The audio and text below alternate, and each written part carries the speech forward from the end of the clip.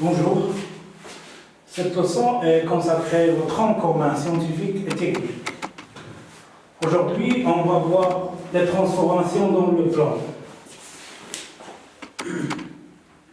On va commencer par un rappel. Tout d'abord, je veux rappeler qu'est-ce qu'une transformation T. Une transformation T est une relation qui relie tout point M avec un unique point M', et on écrit T de M égale T'. Et on dit que M est invariant si T de M égale M. Rappelons une symétrie centrale. Voilà, ici on a la figure. Une symétrie centrale est une transformation de plan qui relie tout point M avec un point M', tel que le point I et le milieu des points M', et le milieu du segment, M'. Et on écrit SI de M égale M'. Signifie que I est le milieu des segments M'. On a bien aussi le vecteur UM' également le vecteur UM. Rappelons aussi la symétrie orthogonale qui s'appelle aussi réflexion. On a l'axe D, on a une symétrie axiale d'axe D. C'est une transformation aussi du plan qui relie tout point M avec un unique point M', tel que la droite D est la médiatrice du segment M'. Pour les transformations, c'est une transformation de plan qui relie tout point M avec un unique point M', tel que le vecteur M' égale le vecteur U. Égale au vecteur U.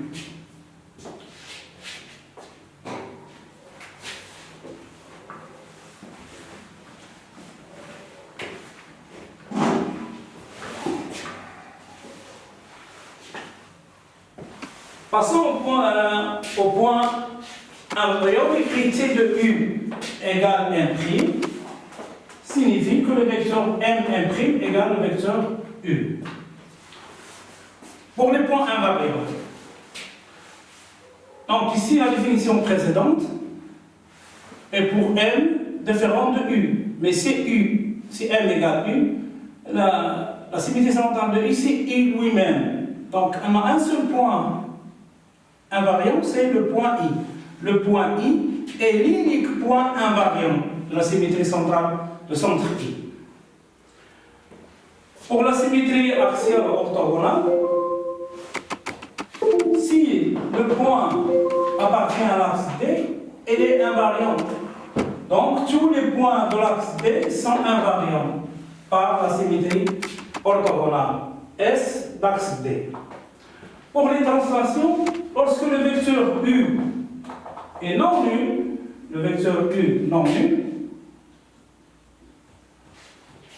il n'existe aucun point invariant. Il n'existe pas de point invariant. Pour la propriété caractéristique d'une translation, si T est une transformation de plan, cette transformation est une symétrie centrale si seulement si. Je vous dis bien si seulement si, dans les deux sens. Pour tout point Mn du plan en A, le vecteur M', égale moins le vecteur Mn, avec T de M égale M' et T de N égale N'. C'est-à-dire que l'image de M est M', l'image de N est N'. Cette propriété est fondamentale pour la solution des exercices. Pour la symétrie orthogonale, il n'y a pas de propriété caractéristique. Quant à la translation, il a une propriété caractéristique. Donc si on a T une transformation de plan, alors quand est-ce que cette translation est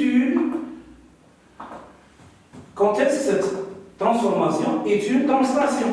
Donc T est une translation si seulement si pour tout point Mn du plan, on a M'N', le vecteur M'N', le vecteur M'N' égale au vecteur Mn. Avec T de M égale M' et T de N égale N'.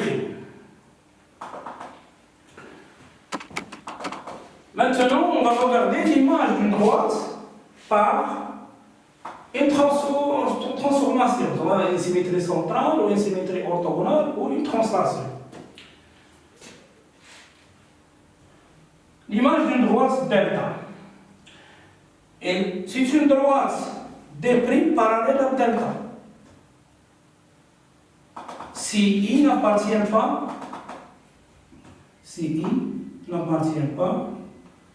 à D, à delta. Regardons dans la figure. On parle, par exemple, quelle est l'image de la droite AB? Donc on a l'image de A, c'est A', l'image de B, c'est B'. Donc l'image de la droite AB et la droite A'B'. Ici on a juste un segment, mais on peut généraliser pour une droite. On peut tracer une droite. Je ne veux pas tracer une droite ici. Donc, on remarque bien que la droite AB ne passe pas, par la droite AB ne passe pas par I. Donc, l'image de la droite AB est la droite A'B' qui est parallèle à la droite AB. Mais si la droite delta passe par I, on a la même droite. L'image de la droite delta, c'est lui-même. Par exemple, si on considère la droite M', il passe par I. Donc l'image de la droite M', il est lui-même. Donc, l'image d'une droite delta qui passe par I est la même droite. Pour la symétrie orthogonale, l'image d'une droite delta qui est parallèle à delta, donc c'est une droite delta' qui est parallèle à delta. Maintenant, si on a une droite qui est parallèle à delta, on a une droite ici, voilà, c'est delta. L'image delta', elle va être ici. Parce que c'est une réflexion. On a D est parallèle à delta. On a delta et delta' parallèle parce qu'on a delta auparavant parallèle à l'axe D. Donc, quand est-ce qu'on a une droite parallèle? Si delta est parallèle à l'axe. Donc, si la droite D est parallèle à l'axe, on a une droite parallèle. Mais si delta coupe l'axe, par exemple ici, la droite AB, il coupe l'axe D au point N. Quelle est son image? Son image, c'est la droite A'B' qui coupe la droite en N.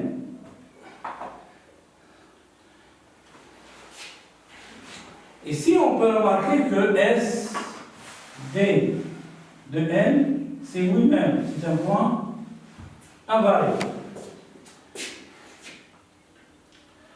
Pour la translation, donc, l'image d'une droite delta, une droite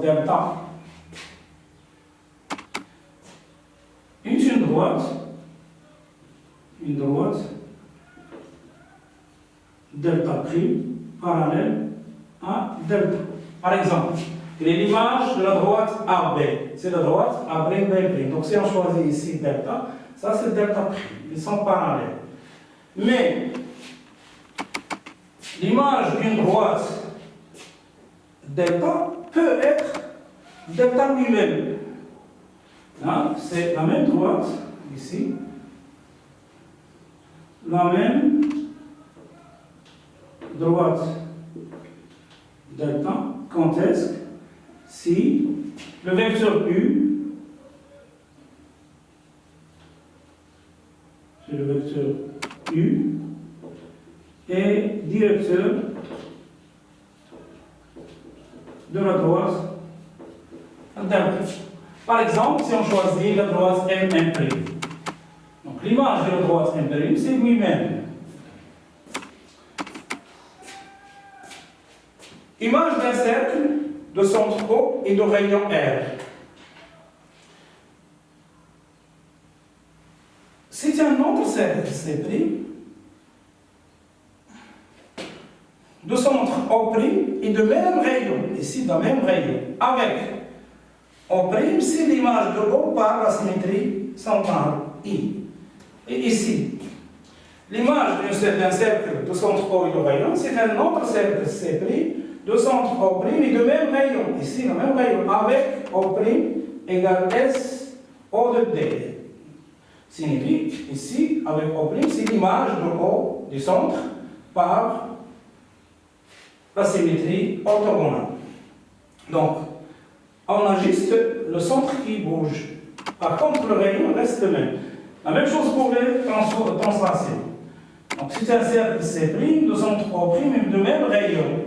Avec O', c'est l'image de O par la translation de vecteur U. On a d'autres propriétés pour ces transformations. On va commencer par la symétrie centrale du centre I. La symétrie centrale concerne l'alignement des points. Par exemple, regardez ici. A, I, A, J, B. Ils sont alignés.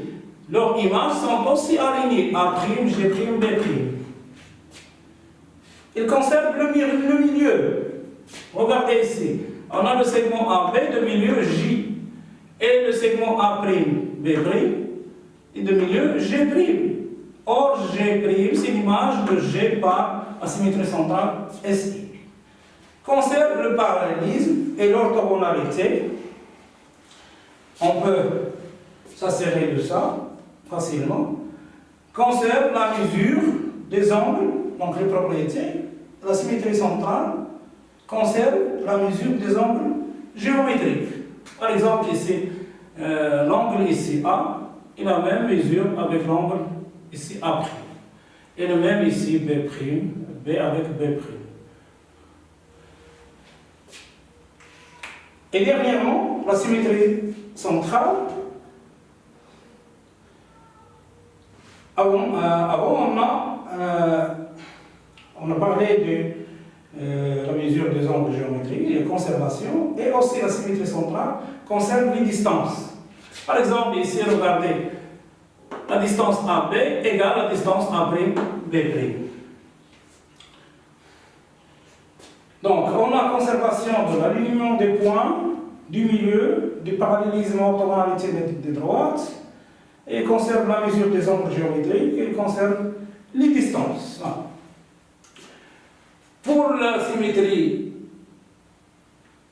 orthogonale, il conserve les mêmes propriétés. Je ne vais pas noter ici, mais il conserve les 5 propriétés ici. L'alignement, le milieu, le parallélisme, l'orthogonalité, la mesure des angles et les distances. On a ici la même chose. Et ici, donc les 3 transformations, soit la symétrie centrale, ou la symétrie orthogonale, ou bien la translation, tous les 3 conservent ces 5 propriétés. L'alignement, le milieu, le parallélisme, l'orthogonalité des droites, la mesure des angles géométriques et les distances. Ok.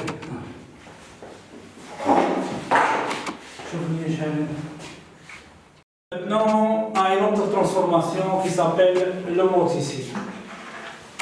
L'homoticide, c'est une transformation qui nous permet d'agrandir ou de réduire les figures géométriques, tout en conservant l'état de ces figures géométriques. On va commencer par la définition de l'homoticide. Soit K un réel non nul. La transformation qui a tout point M du plan associe un unique point M' tel que oméga M', le vecteur oméga M' égale le nombre K fois le vecteur oméga M, est appelé homoticide de centre oméga et de rapport K.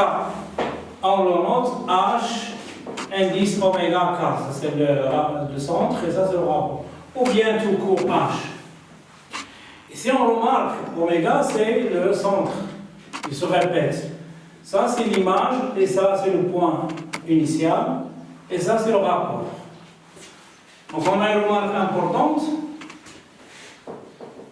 On rappelle que H de M égale M' signifie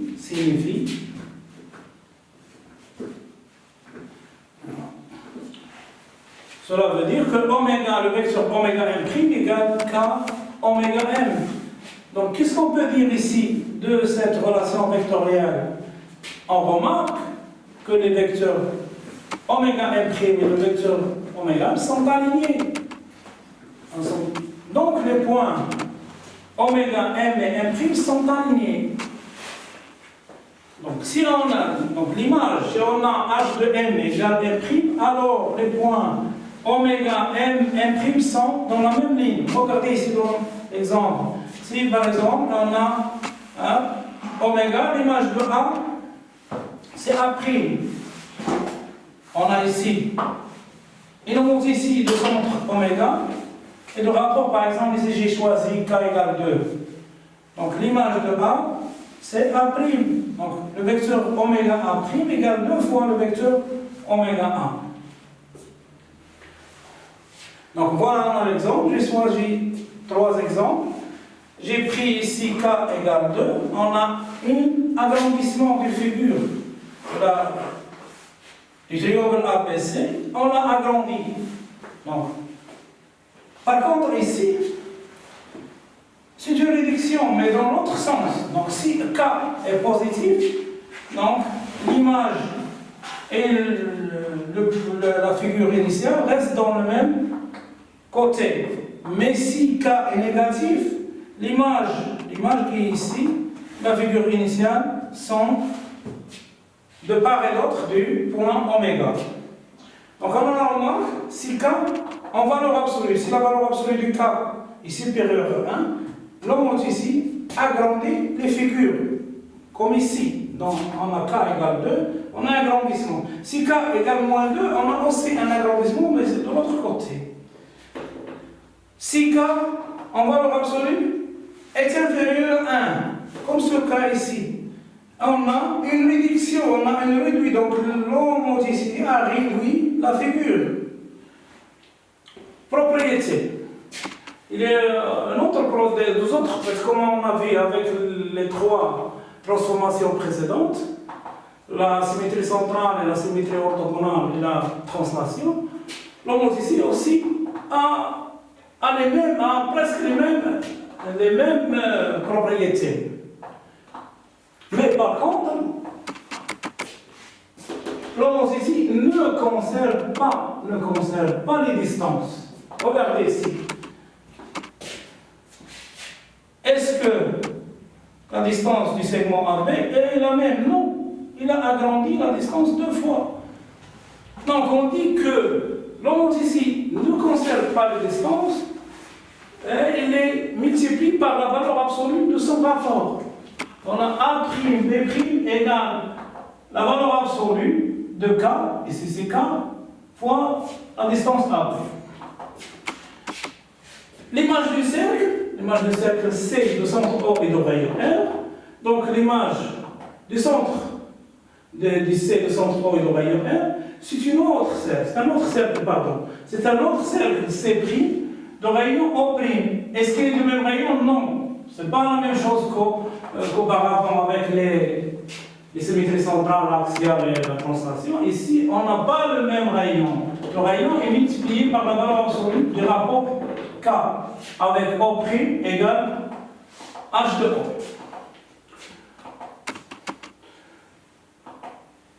Mais les autres ici restent valables. On a, comme par avant, l'on ici conserve l'alignement des points. Alignement des points. Voilà. Donc ici, l'alignement par exemple, on choisit un point ici J. Donc on a B, J, on va le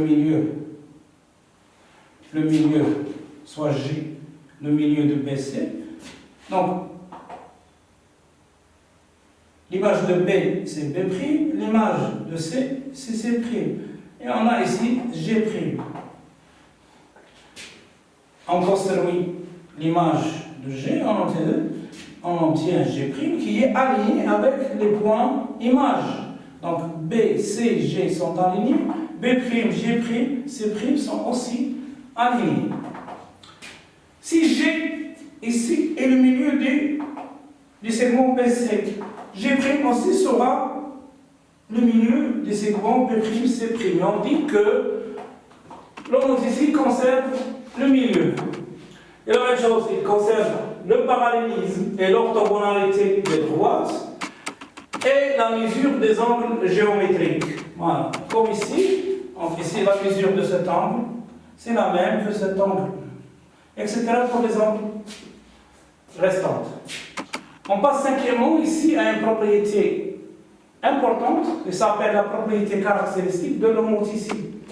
Donc, par exemple, si on a une transformation, comment on fait pour savoir si cette transformation est une homothétie?